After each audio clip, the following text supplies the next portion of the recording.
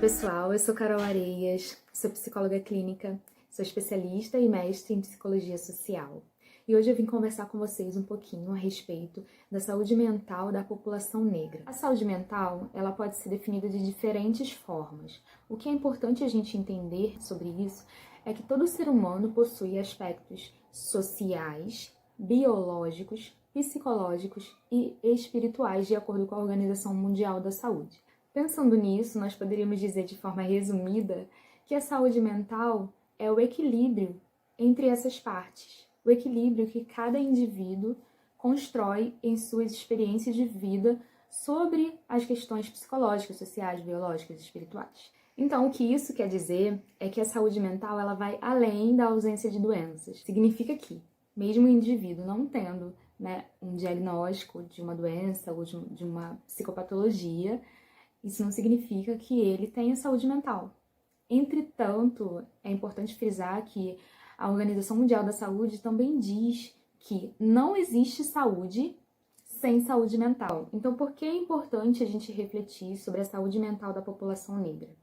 Primeiro que a gente precisa entender todo o processo histórico que o Brasil passou em sua construção e que existe um fator que implica diretamente na saúde mental da população negra, que é o processo de escravização das pessoas negras que ocorreu aqui no Brasil para poder construir esse país e que com isso nós temos hoje ainda marcas profundas sobre esse processo e que afeta de forma significativa a vida das pessoas negras. Existe um processo de desigualdade e que nesse processo de desigualdade a saúde é algo que é extremamente afetado. Entendendo isso, é impossível a gente falar sobre saúde mental da população negra, refletindo aí esse processo histórico que nós temos aqui no Brasil, sem mencionar o racismo, sem mencionar a presença do racismo no Brasil e como essa violência interfere na vida de todas as pessoas negras. No Brasil, o racismo ele é estrutural e estruturante. Racismo nada mais é que um conjunto de crenças que definem hierarquias entre pessoas, que institui um poder a partir desse conjunto de crenças em seus mecanismos para instituir essas hierarquias de poder entre as pessoas, onde existe uma raça que é superior e uma raça que é inferior. É importante a gente também refletir como algumas pessoas argumentam sobre esse construto raça, dizendo, a raça, só existe a raça humana. E, no entanto, a raça é um construto social que serve para distinguir as pessoas a partir dos seus traços físicos, das suas pertences. Então, quando eu falo que no Brasil o racismo é estrutural e estruturante, eu estou dizendo que no Brasil o racismo foi o pilar, foi a base para que esse país pudesse ser construído. Então, foi a partir dessa hierarquia onde as pessoas negras, as pessoas indígenas foram colocadas como subalternizadas, como inferiores, que foi possível construir esse país. Pensando nisso, quando a gente fala do racismo como algo estruturante, nós estamos falando de como o racismo estrutura nossas subjetividades. Uma das características também muito presentes aqui no Brasil, pensando aí as relações raciais, é que no Brasil existe um tipo de racismo bem específico, que alguns autores, aliás, foi feita uma pesquisa pelo Datafolha em 1995, onde foi concluída a partir dessa pesquisa que o racismo presente no Brasil é um racismo cordial, ou seja, ele está presente de uma forma velada dentro das nossas relações interpessoais e que isso impede que ele seja visto necessariamente como uma violência, apesar de estar violentando as pessoas negras. E aí, pessoal, nós temos várias questões a refletir a partir de tudo isso que eu apontei aqui. Primeiro é que, infelizmente, diante de todo esse contexto, as ciências elas também contribuíram muito para que o racismo se fortalecesse e prevalecesse por todos esses anos. Isso significa que existiram pessoas cientistas, teóricos, né? Pessoas aí dentro da saúde mental, psiquiatras, psicólogos, né, que desenvolveram teorias e que tentaram comprovar de forma científica o quanto pessoas negras eram inferiores. E com isso, justificaram a necessidade de tentar criar maneiras, né, para que essas pessoas fossem exterminadas aos poucos aí da sociedade brasileira.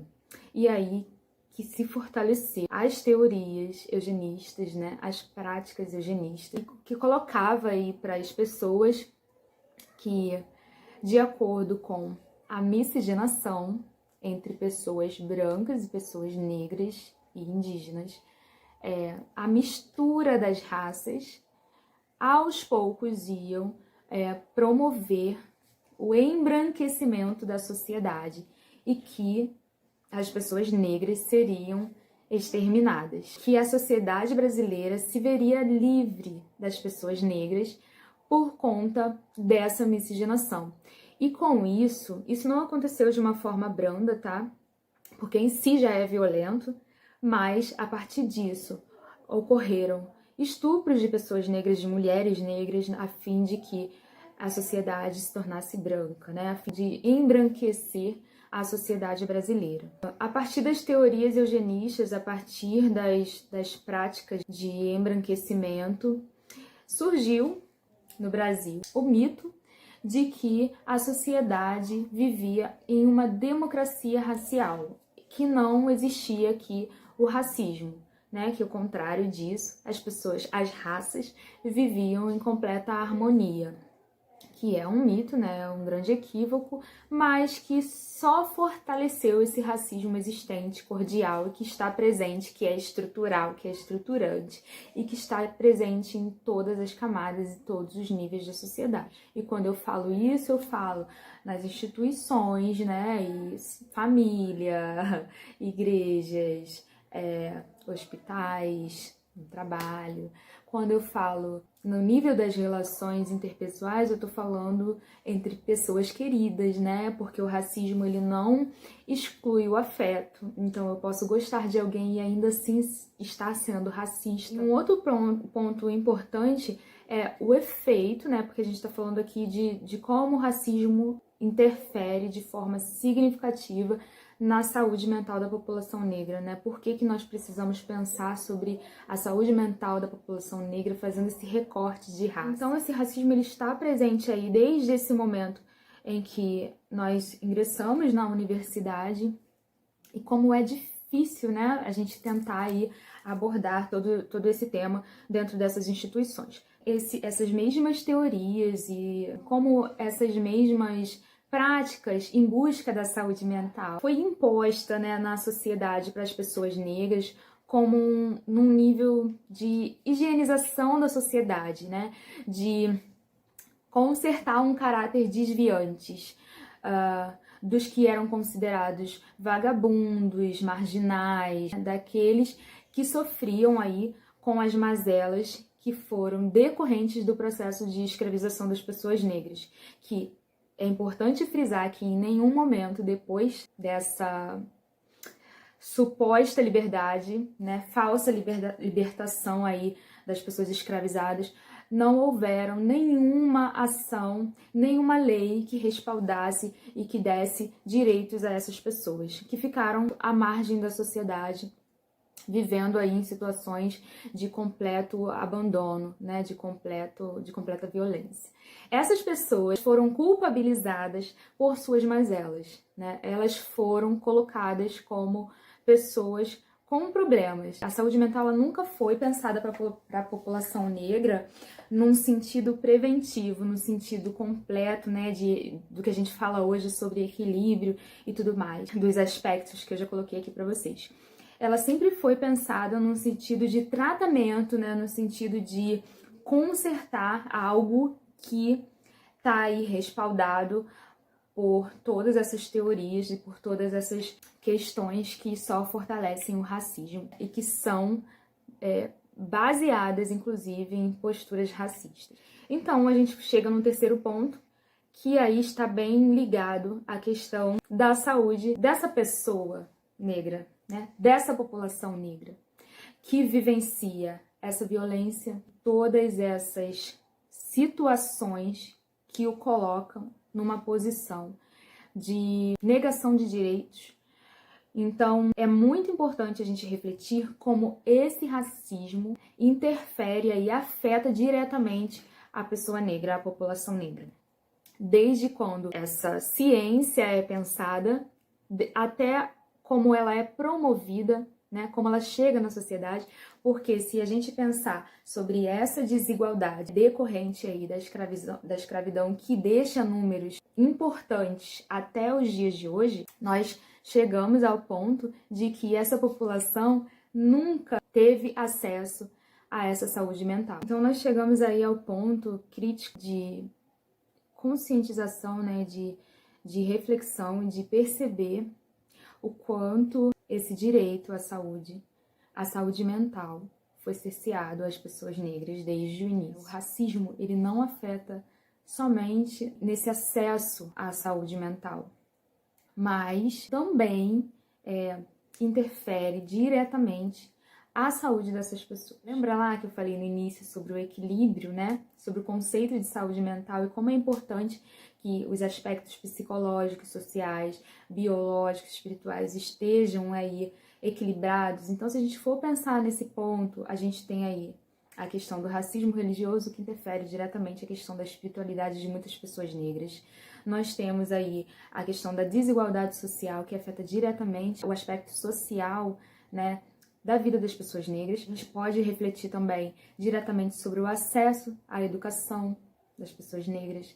Então a gente tem as escolas públicas extremamente precárias, a gente tem aí vários processos que colocam em níveis estatísticos e indicadores cada vez mais ao longo dos anos de desigualdade para as pessoas negras. Nesse ponto, a gente está falando do espiritual, estamos falando do social, mas aí a gente também tem o biológico e a gente fala da saúde física dessa pessoa que possivelmente está sempre trabalhando, quase não consegue se olhar e ver de forma preventiva as suas vidas por conta de necessidade de sobrevivência, né? Então, acaba sendo uma prioridade colocar o pão na mesa. E aí, é duro a gente falar sobre isso. Muitas doenças, né? São acometidas a essas pessoas, muitas doenças acabam sendo característica dessa população.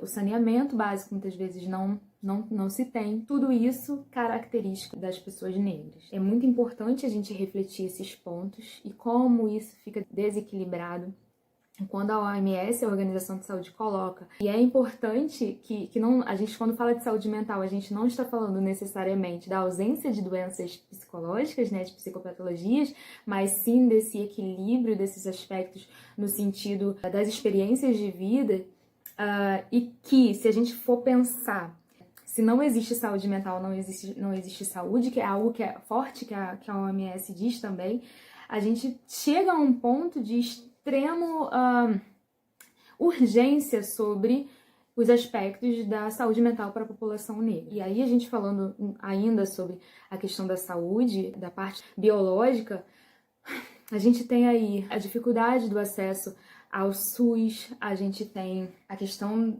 da própria ausência de moradia, né, e pensando no nível social, mas que também acaba interferindo também a saúde.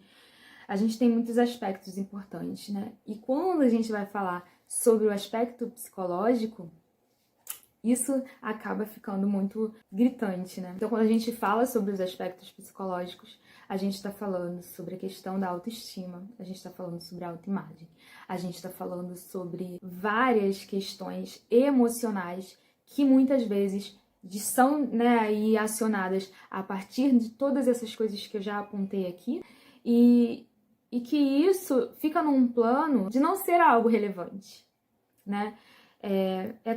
O racismo, ele coloca nesse lugar de que as pessoas negras são fortes, são guerreiras, e que não é algo relevante, a gente não precisa pensar sobre isso, porque, bom, não é uma questão para pessoas que não são humanas, né? Se a gente for pensar em como esse racismo ele está enraizado, está estruturando a sociedade e é estruturante das